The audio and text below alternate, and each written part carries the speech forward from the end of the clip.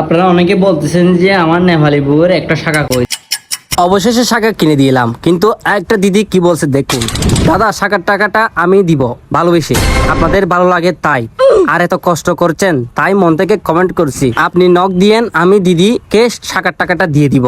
আসলে আপনাকে অনেক অনেক ধন্যবাদ, কিন্তু বলছেন যেহেতু অনেক খুশি, টাকা কিন্তু লাগবে না।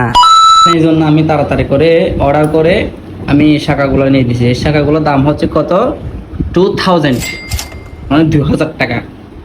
এই 2000 টাকা দিয়ে আমি এটা অর্ডার করি, বুঝছেন, অনলাইন থেকে অর্ডার করছি এই জিনিসটা।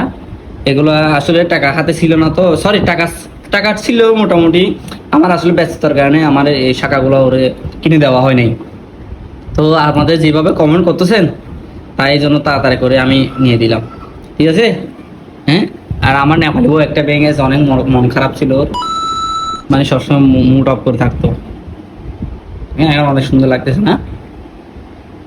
তো সবাই ভালো থাকবেন, গুড বাই।